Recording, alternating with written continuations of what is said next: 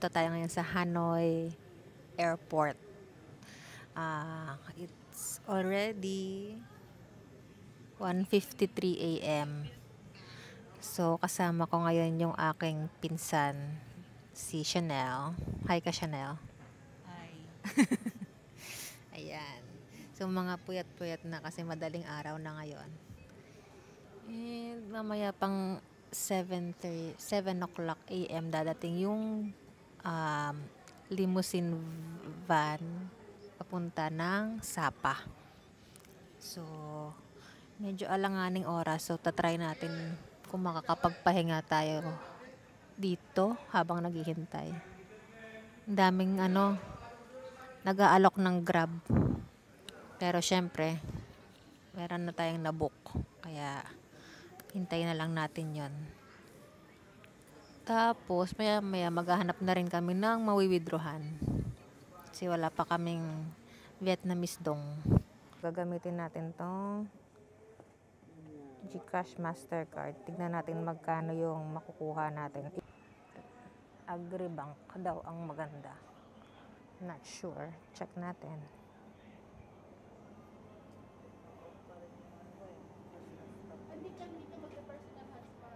Ayan. Nakaiwan pa ng... So, try natin. Okay, wala bang English dyan? Ayun. Enter. Pin.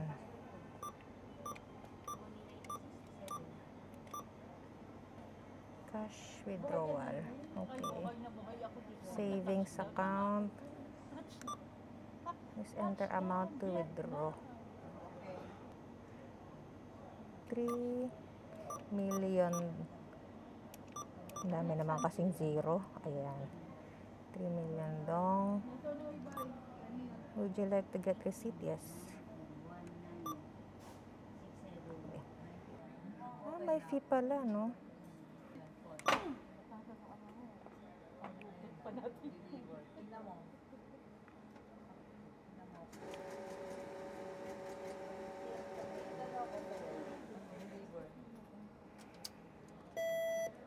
Get our card. And then get your cash. Okay. And then, okay, the receipt. Goodbye. Okay, so nakapag-withdraw na tayo ng Vietnamese dong sa Agribank worth 3 million dong. Ang ginamit ni Chanel ay GCash Visa. Nabawasan siya ng 6,917.91. So, mayroong fee kasi na 132,000 dong. So, mga almost 290 pesos din ang fee niya. So, yung sa akin naman, ginamit ko Mastercard na GCash din. Ang nabawas sa akin ay 6,938.95. So, mas maganda yung rate na binigay nung GCash Visa. Yan. Tsaka, medyo namamahalan kami dito sa Agribank. Feeling ko better yung ibang bank or ATM. Parang update mo ako. Comment down below. Kung saan ba mas okay talaga. Parang ang mahal ng 290 na fee. Parang dati sa Vietcom, kung hindi ako nagkakamali, nakapag-withdraw kami dati noon. Wala pang 200 pesos yung fee eh.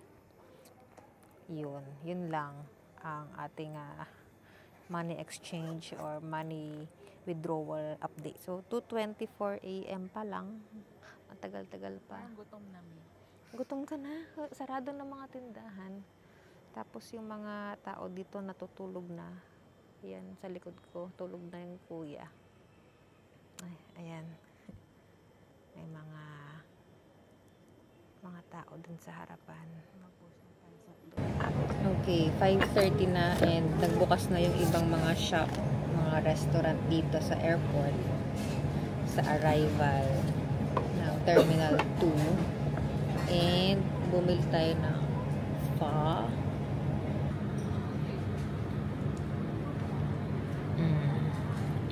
Bango niya. Tapos may mga condiments. Ito si Chanel. Nag-enjoy na ng banh mi. With coffee. Ano yung coffee mo? Black namin. Classic. Medyo matapang. Yung sa akin may coconut something. Ang favorite. Sana hindi maggrug-grug yung tiyan ko. Yan. Harap kasi mainit pa.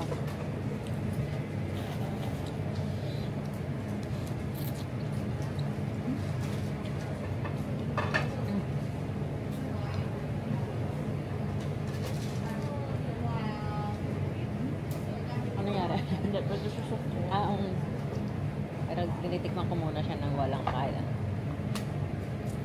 Gusto ko.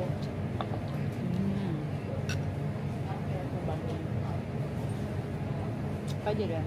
Mga hot sauce. Ano ba ito? Ay, chili. Bongga. Bawa. Ihahalo mo.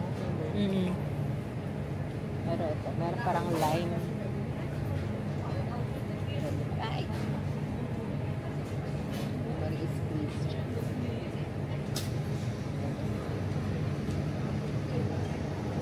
Labas na tayo, 6:40 na.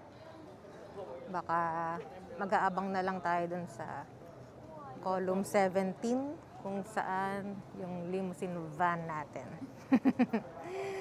So, tignan natin yung labas ng, ito yung arrival hall. Ito yung labas.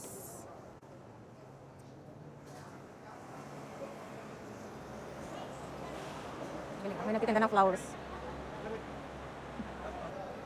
This is my cousin, Chanel. Ito ba yung van? Hindi ko talaga alam kung ito yun eh. Para mukha siyang taxi eh. Column 17, di ba? Tapos taxi yung nandun eh. Hindi naman siya mukhang limousine van. So wait na lang tayo dito mga 15 minutes pa ba? Ano oras na ba? It's 6:43. So mga 15 minutes pa.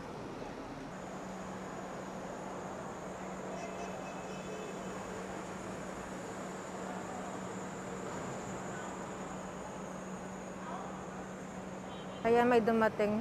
Ito na kaya? One eternity later. It's now 7:43. Wala pa rin yung ating van.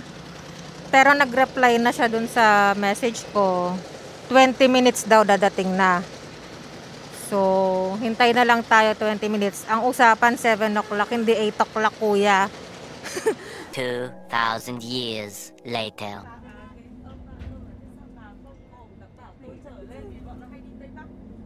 May kasamang free na water na maliit. Ilang ml ba to? 350 ml. Yan, wala tayong katabi dito. Lagyan natin yung mga bag dyan. Ang ganda ng weather ngayon. Sana hindi umulan hanggang end ng trip natin.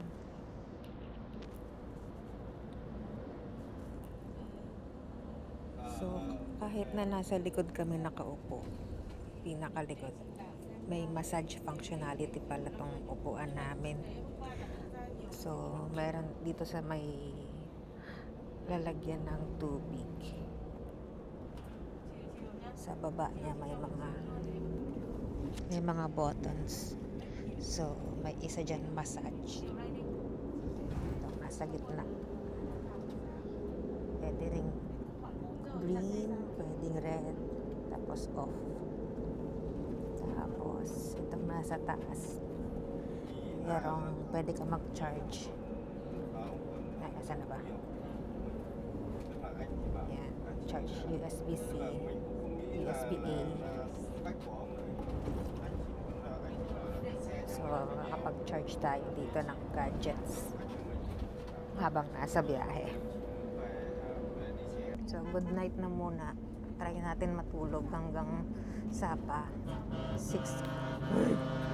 It's scary. 6 hours yung biyahe. Good night. Good morning. Good afternoon. Bye-bye.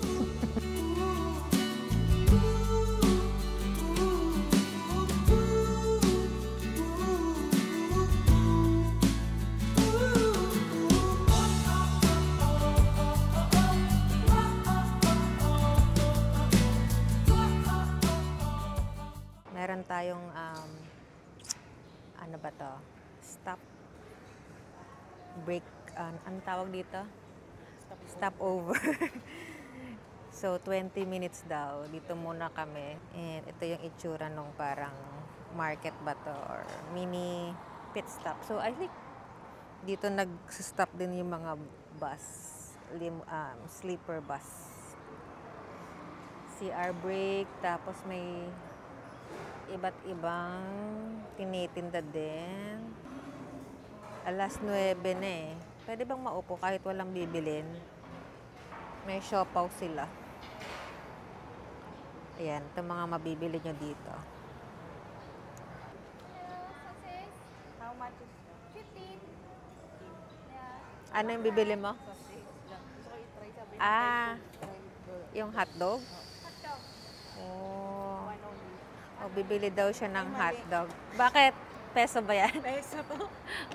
Eka, you get money. I will get money. Wait. One hotdog. Ano yung isa? Banh mi. And what is this? Sticky rice. Sticky rice. Okay. Inside green bean. So, may chili sauce. Akala ko cheese sauce. Chili sauce pala. Oh, magkano? Kala ko tuloy. 10. Alin? 100 tsaka 5. Huh? Ang hirap. Ang hirap magkwenta. Totoo ba? Sige, taste test mo. Magkano? 100. Magkano yun?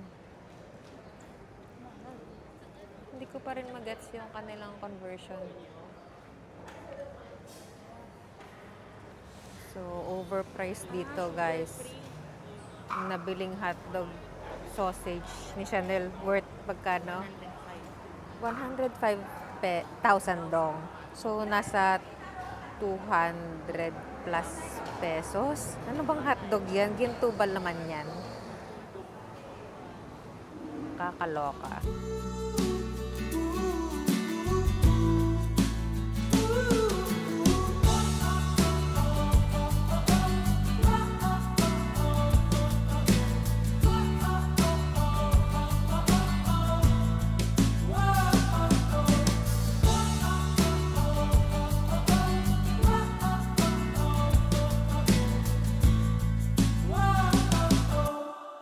Finally, nandito na tayo sa ating room.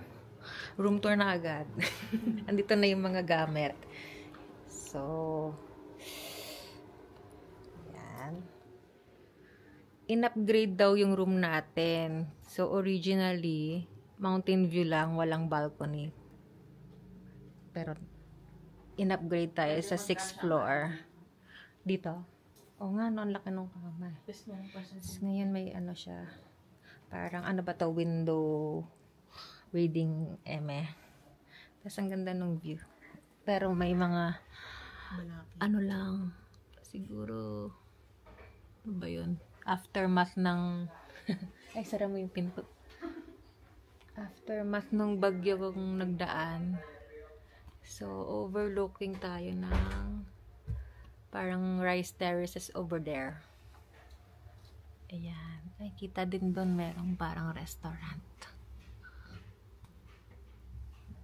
Tapos, ito nga, ang kama namin ni Chanel. Tag-isa kami. Kasya 6.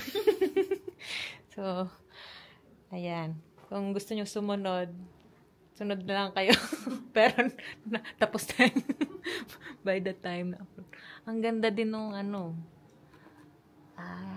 kisame. Parang pwede ka rin matulog sa kisame. Kung patiwarik ka. Ang saya-saya. Wooden. I love it. Sana walang lamok. So, ito. Yan, may wifi din dyan. Binigay naman ni Kuya lahat. Ang cute naman ito. Pwede ba ito iuwi? Oh. Tapos sige, punta na tayo sa, ano ba to? Bakit may parang bintana dito ng tindahan ba to? Anong nabibili? Siguro lalagyan nila yun. Ito na yung CR. Alright. So, may bidet. Ayan. Sino nang gustong mag-CR. Tapos may hair dryer. Tapos ito ako. Sorry. Wala pang tulog. Yan ang tignan. Yan na lang lababo na cute. Diba? Parang ancient na. Ito yung mga toiletries. Ano to? Ay, ito. May toothbrush. Tapos, hair, shower cap.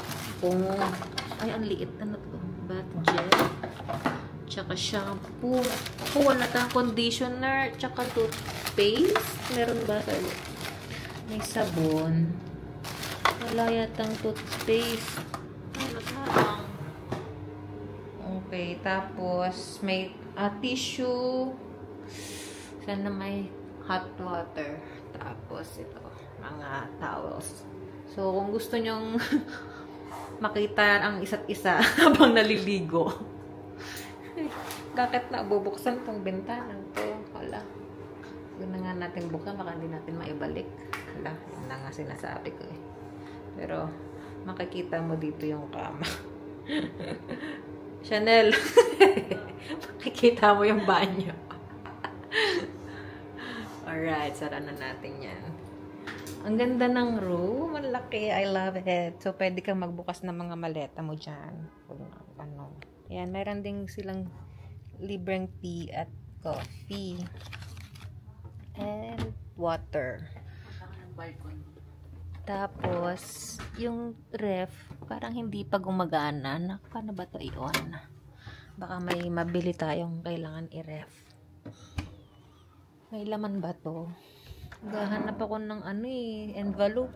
Wala. May TV. Wala naman akong balak manood. Tapos, drawer. May hanger, oh. Oh, social. Para ka talagang nasa bundok talaga. Feel na feel mo kasi wooden things. So, labas tayo sa balcony. Okay. Maganda ang ating weather. Praise God. Kasi parang Baguio feels. Ooh. Ayan na, mga fog. Fog? Foggy, cloudy. Pero it's not rainy. Very good lang. Sarap maglakad sa labas kasi hindi siya mainit. Yung mga cabinet nila walang laman kahit papel, kahit ballpen. Wala silang ganun. Sa bukid walang papel. Ayan. So medyo nakapag-freshen up na tayo tsaka nakatulog ng saglit. Ang ingay pala nung kapitbahay namin. Di ko alam kung nagkakaraoke lang ba sila o may ang tawag doon, may okasyon. Sana huminto na sila mamaya para makatulog kaming maayos mamayang gabi, no? Ang ingay talaga. Rinig ba dito? Parang may nagtutugtugan somewhere out there. Siyempre hindi makikita. Anyway, lalabas na kami. It's now 5:10. Hindi naman sobrang ginaw pala. So, actually, naka-t-shirt lang ako. Tapos naka-heat tech ako sa loob. Hindi na ako magdadalang jacket. Ayan. So, let's go. Ito na ba yun? Dito ba tayo galing? Parang hindi. Oo, dito nga. Naliligaw na. So, ito na rin yung kainan ng breakfast bukas. Kakain tayo dyan. So, may billiards. Maganda din yung lobby nila. And, ano to? Ano to? Beer ba yan? Tapos, ang cute ng sofa. Ito yun siya. Hala, ang ingay. May festival. Ito pala yun. Andito lang siya. Meron ding restaurant. Shucks, di nyo ako maririnig. Ang ingay. Dito lang pala, oh, maingay. Kaya yun. Anyway, let's go dun sa 24 restaurant. Memorize mo na kung nasaan. Wala akong navigation. So, lakad lang tayo. Medyo paakyat pero sabi sa Google 3 minutes lang. So ito siya, yung 24 restaurant. Hiningal ako sa akyat ba yun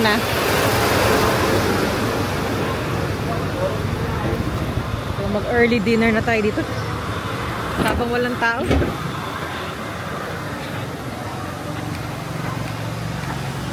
Nandang na ng menu. Papasok na ba tayo o dito natin titignan ang menu?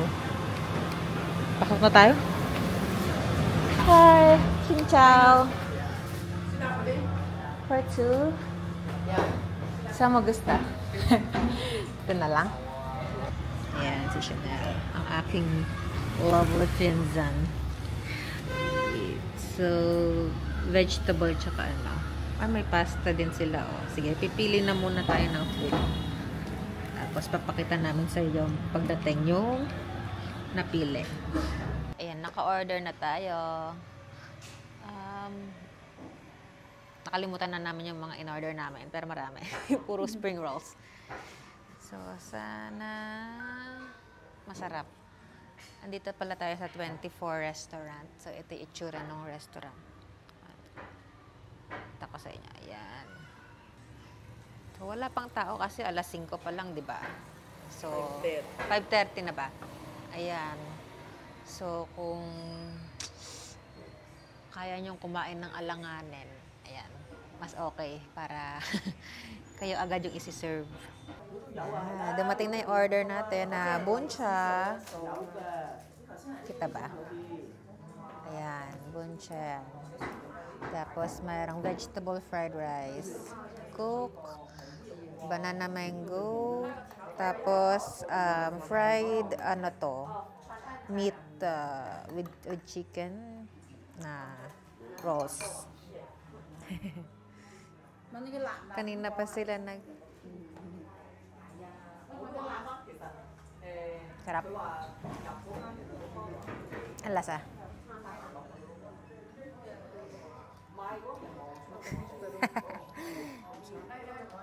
Itong mga katabi naming mga Chinese, kanina pa tinitignan yung pagkain namin. Iniisip nila kung ano o-orderin nila eh. Paano ba? Focus ba? Focus, focus. Come on, focus. Yan. Ayun siya lamang meat.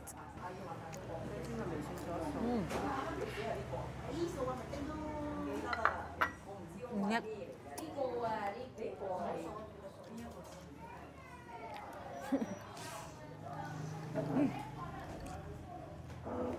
Ingat.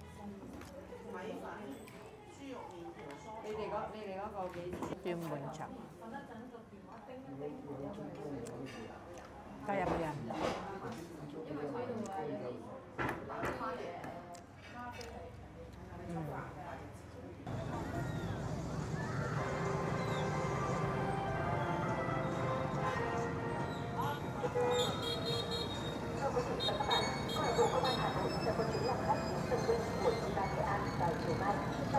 So, tapos na tayo kumain. Tapos, bumili din tayo ng snack sa Minimart.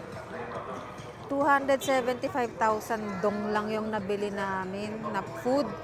Ang mura. Parang 600 pesos. Ang dami-dami nun. May natira pa.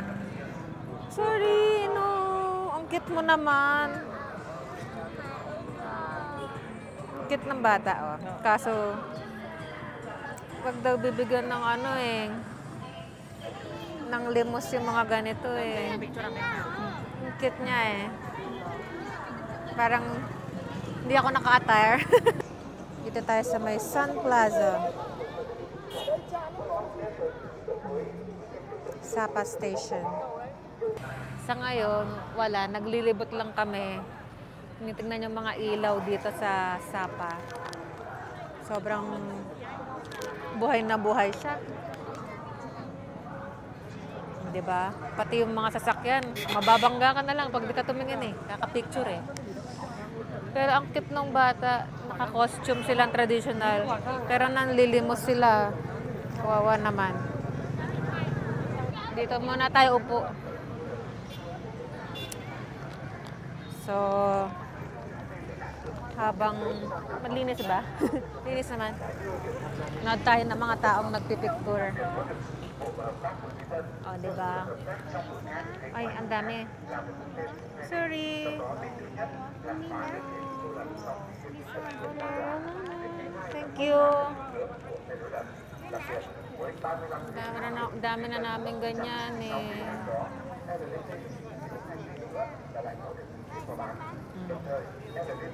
Bebenta siya ng mga wallet tsaka bags.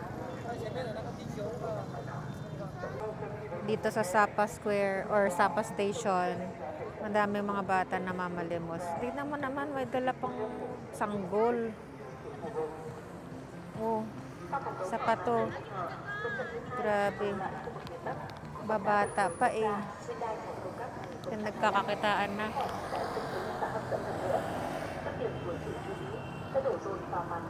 May dala ka pang baby. Baka kang nakakatakot, baka mahulog. Omo. Yan. So, tapos na ang ating first day in Sapa. First day pa lang. Parang ang haba ng araw kasi hindi pa tayo natutulog mula kahapon. Mula kagabi. So, just recap. Ayun, nag-travel tayo via limousine van sa airport papuntang Sapa. Tapos, mayroon actually dalawang stopover. Yung isa lang yung na-video ko kasi yung pangalawa, sobrang gusto na lang namin matulog doon. Ayaw na namin bumaba ng van. Kaya, hindi na ako masyadong nag-vlog nun. Video. Tapos, mga ano oras tayo nakadating dito? Alas 2? 1:45, mga ganun. 1:45. Ayan. So, almost, time for check-in na rin. Tapos, ang ganda dito sa hotel. Mga kahoy-kahoy nga yung design yung background ko. Colorful. In-upgrade. Sinabi ko na ba? Na-upgrade tayo ng room. Sorry kung paulit-ulit. Wala dapat tayong ganyan. Window lang talaga. Tapos, I think mas malaki din tong room na to. Kaysa dun sa originally na nabook natin sa Klook.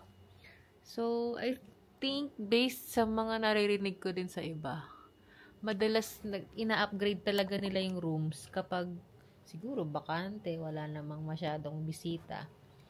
Para maganda yung ratings ng mga guest. And, ayun, may hot water naman sa CR. Sarap maligo kanina. Kaso, wala, yung toothpaste, apakaliit. Pwede na din, pagtsagaan. And, kanina may maingay dun sa labas. Hindi ko alam kung anong nangyayaring kanta-kanta sila dun. Akala ko nga, hindi pa matatapos. Buti na lang, tumahimik na sila ngayon.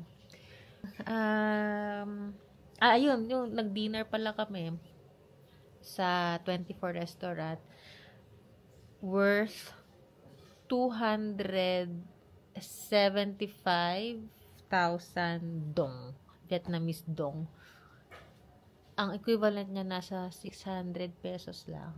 So, ang dami na niyang parang, rolls. Puro rolls yung kinain. Sarap eh. Magkaiba yung flavor no, kasama ng buncha, tsaka yung in-order kong solo na parang, yun, yung mga rolls. Ano tawag doon? Basta yun, vegetable something na may chicken. nahiya pa, may natira pang 3 piraso. Hindi na kasi kaya. Pero ang sarap. Tapos, maraming mga tao doon nagpapapicture sa may Sapa Station. Hindi kami ready. Hindi kami picture ready. Saktong lang, sightseeing lang ng mga tao doon. Tsaka, yun nga, yung mga bata na nagmamalimos. Mamalimos, nagbebenta naman sila. Nagbebenta nga, pero ba't may sasama pa silang baby? Parang more pa-awa effect. Ayun, naawa ako dun sa mga batang yun. Pero, wala eh. Natotolerate. Ewan ko ba sa mga magulang nila. Ayun lang. Magpapahinga na tayo ng maaga para makarami ng tulog. Pahinga. Bukas ay meron tayong pupuntahang something adventurous dito. Sana maganda ulit yung panahon. So, yun lang. See you later. Alligator. Bye-bye.